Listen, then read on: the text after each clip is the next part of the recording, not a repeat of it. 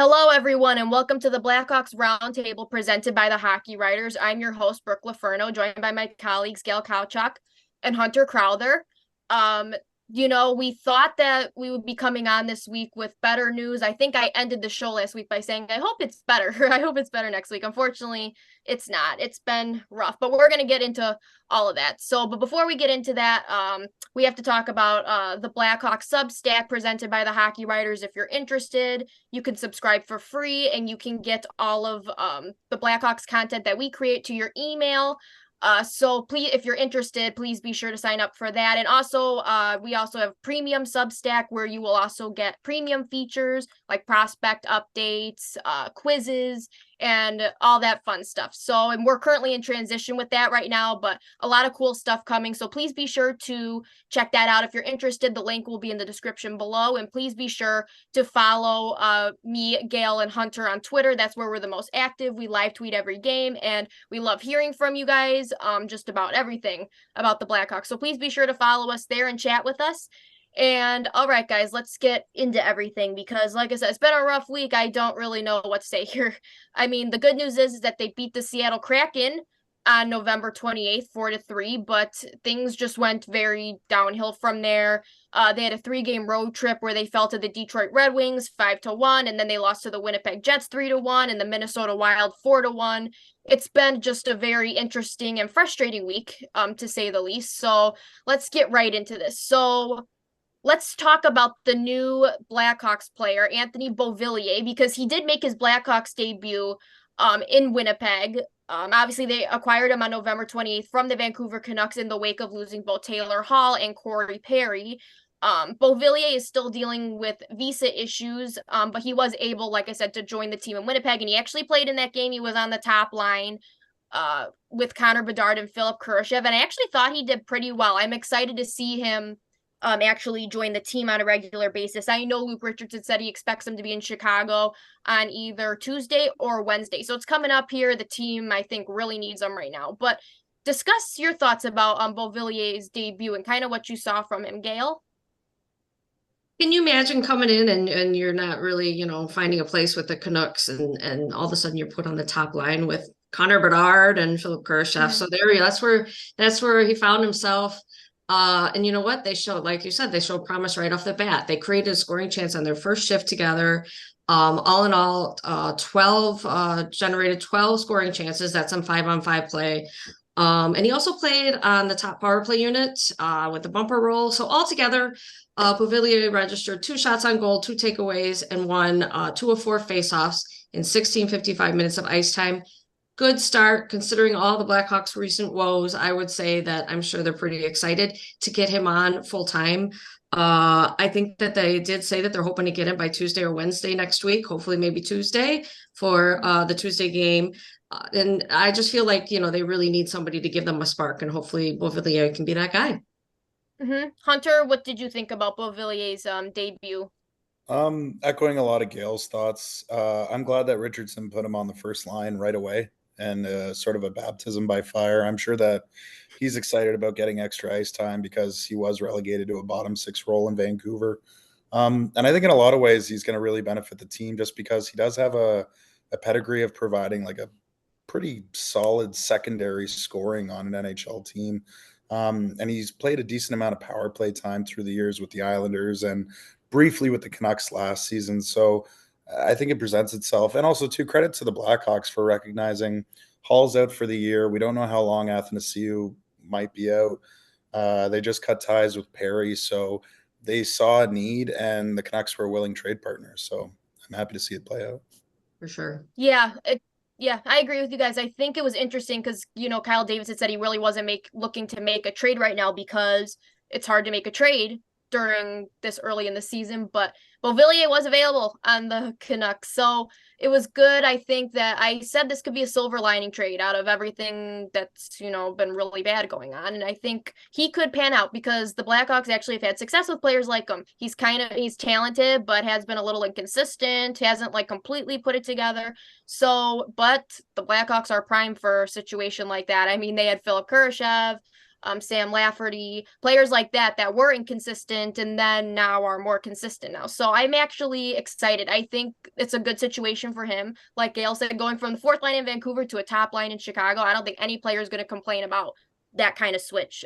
So I'm really excited to see him. And the fact that, Luke Richardson described him as a spark plug, like that's exactly what this team needs. So I'm excited. I mean, you can look at his stats and think 8 points in 22 games is not that exciting, but you know what? Different situation, new environment, new team, new opportunity. I think he'll be really fired up. And he did really well in his debut. So I think there's a lot to be excited about there. And I hope he does really well. And like I said, he cannot get in this lineup soon enough on a regular basis. So hopefully he gets to Chicago very, very soon. And thankfully he will.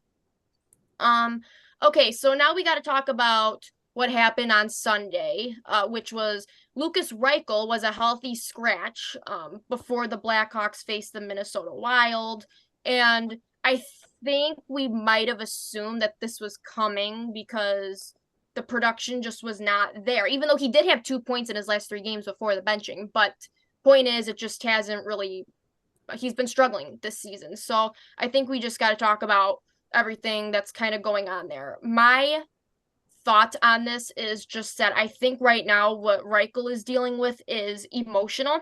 I don't think he forgot how to play hockey. Like, this guy did well last season on a top line role, was actually one of their more consistent players down the stretch last year. He's shown he can play in the NHL.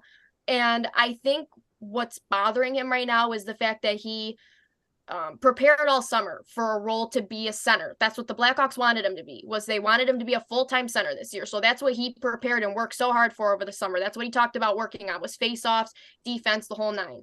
Then it just didn't work out, even though his face-offs were improving, but there's a lot that goes into the center role, obviously, besides just winning face-offs. So, and then they move him back to left wing, and then back to center again, and then back to left wing. I think that must be really tough, honestly, to work so hard for a position that he was very confident he could do. He talked about it even, that he felt confident he could be a center in the NHL because he was in the AHL, but different beast going from AHL to NHL, right? So I honestly think this whole thing has been weighing on him, just kind of transitioning roles and stuff. And I think maybe this break is what he needed, just to kind of get away from the game, just take a reset, just kind of clear his mind a little bit, and then come back stronger. So I'm not worried about Lukas Reichel at all. He's got the talent to be an NHL forward. I just think right now there's a lot weighing on his mind, and I don't blame him. Of course, this is a lot of pressure, and kind of transitioning between 2 roles is tough for any player, especially I think someone who you might consider still a rookie, not really, but he's still a very young player. So that's kind of how I view everything that's going on. How do you guys view what's going on with Lukas Reichel right now? Hunter?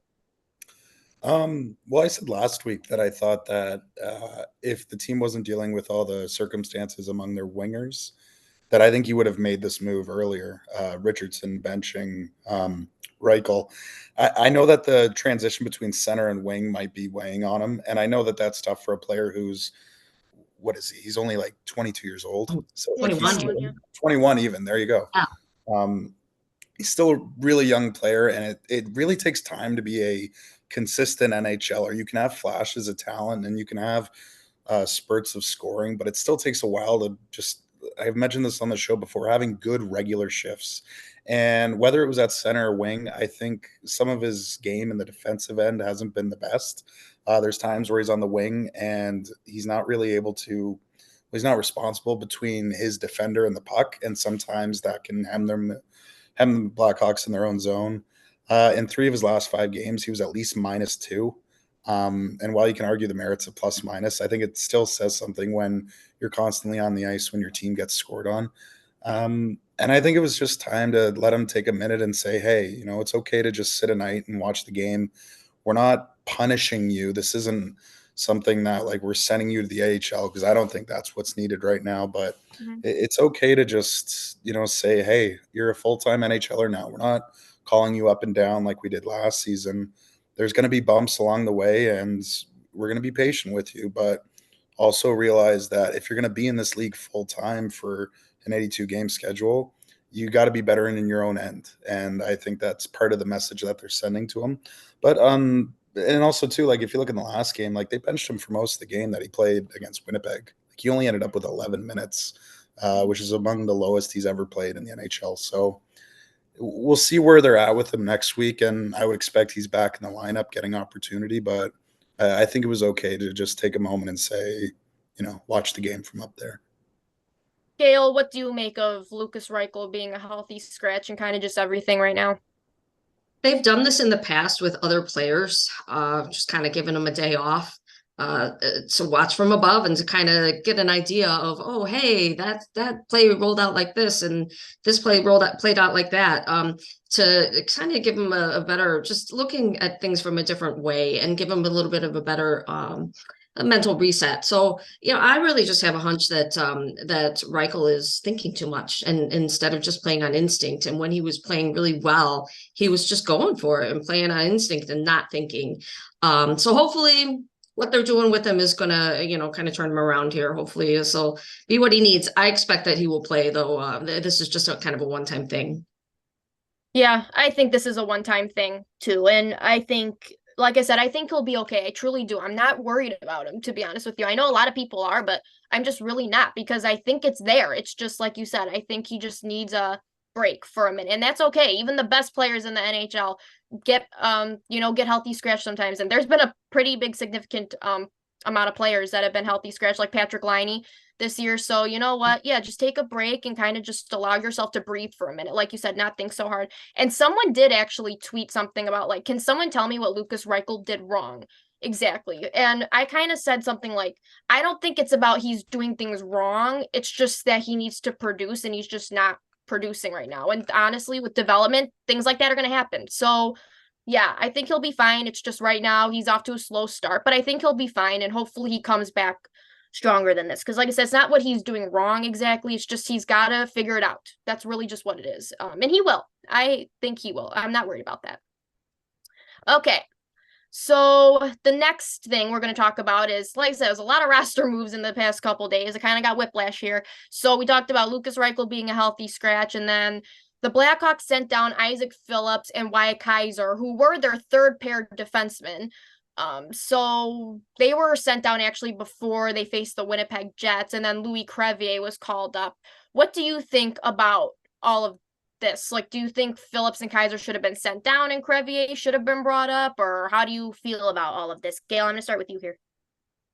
I think they wanted to give Crevier a look, but getting back to Kaiser, he's been struggling, and I think that it would be a good thing for him to go down and kind of sit in Rockford, build his confidence up again. I'm a little bit surprised that they sent Phillips down, though. I thought I actually gave him a shout out last week, if you guys remember. I thought he was playing so well. So that was a little bit confusing, but there's a theory out there that actually one of my listeners brought up, is that maybe they're just kind of linked. They played, I think, together last year in Rockford, and maybe they just have them pegged to be played. Obviously, they were playing together up at the big club, and then in the game, the Rockford game, after they got sent back down, they were the top pairing. So maybe they kind of have them kind of linked together and want to see how they're doing. And so Phillips went with Kaiser. We'll see. I don't know. I mean, they, obviously, like I said, they want to get Crevier, give him a look. And then Tenorti came back, the veteran Tenorti. So it'll be interesting to see how it all plays out and all the shuffling kind of works out with all these defensemen. Hunter, what do you think of kind of all these moves with the defensemen here? Echoing Gail, I really liked Phillips' game in the last little bit. I thought that he was just keeping a lot of things simple, responsible in his own end, maybe a few hiccups here and there, but overall fairly solid. And I don't think there's anything wrong with over seasoning in the AHL, especially when it comes to defensemen. Just having them be solid professional players, there's nothing wrong with that, especially him getting more ice time down there. With Kaiser, though, there has been a lot of struggles this season, which is weird because he had a great camp too, I found. And I think a lot of fans and people who cover the team thought that this was going to be a big step up for him this year, but we've seen some struggles. So I don't blame the organization for thinking, let's put them both back there to tighten up their game. And also to, that Jared Tenorti is going to get back in the lineup. He's been an NHLer for a fairly long time. And I think too, they just want to have a veteran presence. And as for Crevier too, I think there's nothing wrong with just giving a guy an extra shot. Yeah, I do you know what? I'm with all of you guys. To be honest, my thing with Phillips is this. He's been technically with the Blackhawks since 2021. He made his NHL debut in 2021. My thing is he's playing really well actually for, with the situation the Blackhawks are in. My thing is if he can't be a full-time Blackhawks player now, even when he's playing well, then when will he be? There's kind of like some questions there in my mind there. And I get that it makes sense that they want to see the other prospects right now because they're in a rebuild and you have to see what you got. And Crevier is kind of a wild card because I think they're pretty set on Nolan Allen and Ethan Del Mastro, and I think they're pretty set on Kaiser, and I think they know what they have in Phillips too. But like I said, it does make me wonder what's it going to take for him to actually stay up. If he's playing well and still getting sent down 2 years later, what's going to give here? I don't. So, like I said, it makes sense that someone was going to get sent down with Tenorti being back, but I don't know. Maybe next year will be different.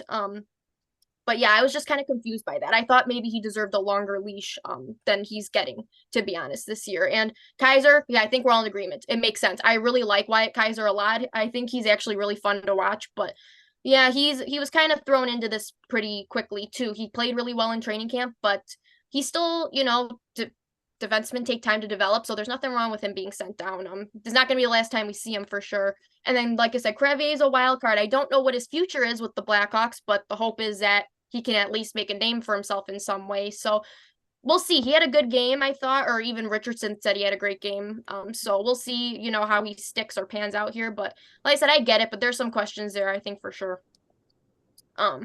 Okay, so the next thing I'm going to talk about is the power play. And at least we can say something positive about the power play for once because, we keep talking about how the power play is honestly a travesty to the city of Chicago. I was about ready to just say, pack it in. Like, just decline the power play. Like, it was like, I'm over it. It was painful to watch. But they actually had a power play goal against the Minnesota Wild. And it actually looked orderly. It wasn't like a weird fluke power play goal where you're like, okay, well, that could have happened to anyone. It was actually a good goal. And like I said, they had some really good opportunities too. So what do you kind of attribute to this kind of success that they had against the Wild, Hunter? The goal against the Wild looked good. And I thought that even over the road trip, which the rest of the road trip might have been atrocious, but the power play started to actually look like there was more movement. They were willing to just put the puck on the net more and try to generate rebounds. We criticized Reichel, but he still scored a power play goal against Detroit. True. Overall, I just feel like it's like when teams struggle to even get any goals or any opportunities on the power play, I feel like the best, and it's the most cliched answer in sports, but simplify things. And sometimes just throwing the puck on the net can be a massive benefit. I think another thing too is that with Beauvillier, I think he's going to be a massive contribution to it on the first unit.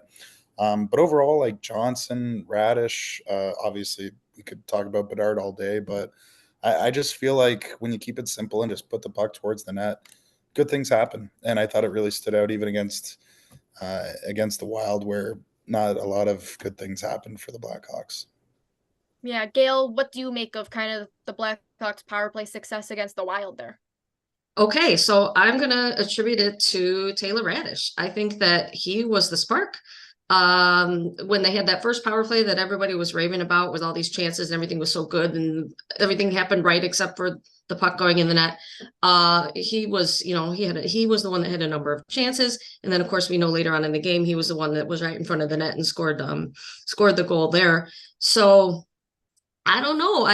We talk about how you want to basically keep, and this is kind of what Richardson does, keep that top line together. So it would be Beauvillier, Bedard, and Kurashev.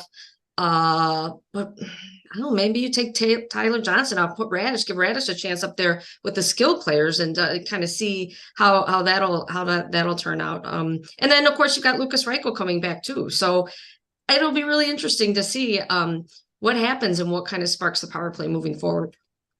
Yeah, I hope that obviously this is sustainable because they had a couple power play goals like before where you're kind of like, I hope this is what like starts kind of like the domino effect of them scoring power play goals. And then it seemed to come back to the struggles that they had before. And obviously the Minnesota Wild have struggled on the penalty kill this year, but either way, that was good. That was good for the Blackhawks. You want to take advantage of a team that's struggling on the penalty kill. So I think basically I agree with all of you guys about Taylor Radish, about everything else, but in simplifying the game, but honestly, it was nice for them to just keep the puck in the zone. I thought that was just a nice change of pace because it seemed like they could never keep the puck in the zone. That's really, I felt like what the big deal was. It just felt like they were either dumping the puck in and it got straight back out. That at least did not happen. At least they kept the puck in and were creating scoring chances. So hopefully that continues, and hopefully they can build some confidence off of that because I think they just needed something to go right for them. And even though everything has honestly been going wrong right now, at least that went right. Yes, Gail? You just reminded me of something. I think keeping the puck in, you know, you can kind of attribute that to Seth Jones. I mean, people were screaming, "Oh, put Kim Korchinski on the top unit." Well, that didn't really work out. You know, they gave him, I don't know, like 2 or 3 games. So again, I think I always kind of rant about how Seth Jones is underappreciated, but he's the one that is keeping the puck in and kind of controlling them. You're right. Yeah.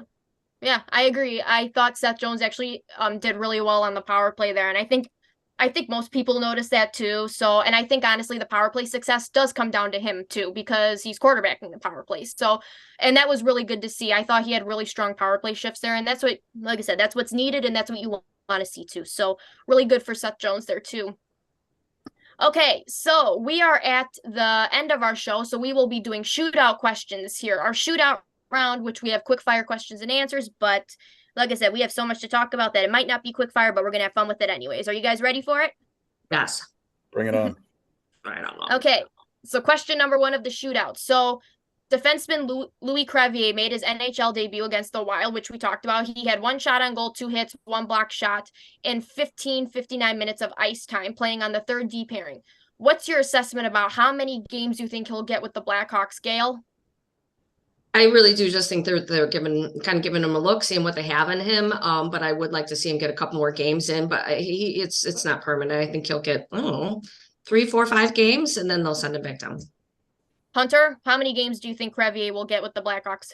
I wrote pretty much the same thing. I think maybe a handful of games, and then someone else might get called up, and they'll send him back down. I've never seen someone who's 6'8" I know. and never have. They have an when you type in their name in hockey fights, it's not applicable. I've never seen someone be that big, like, not that physical a player, but you know, I think they're just giving him a shot to see what they have. What's funny is I saw someone say the Bulls, the Chicago Bulls, could really use him right now, and I thought that made me laugh. He's here to save the city. He's here to save the Blackhawks. Here to save the Chicago Bulls, and we're thankful for that. I'm gonna say the first number that came to my mind was 3 for Crevier, so I think he'll get 3 games. But I wouldn't be surprised if it was maybe like 1 or 2 more. But I'm gonna go with 3. Okay, so question number 2 of the shootout. So despite losing all 3 road games, Connor Bedard registered a point in each game, a goal and 2 assists, extending his road point streak to 9 games. He's also up to 11 goals and 20 points to lead the team. How many points do you think Bedard gets in the next 4 home games? Hunter? I'll keep up with him being a point per game player and say 4.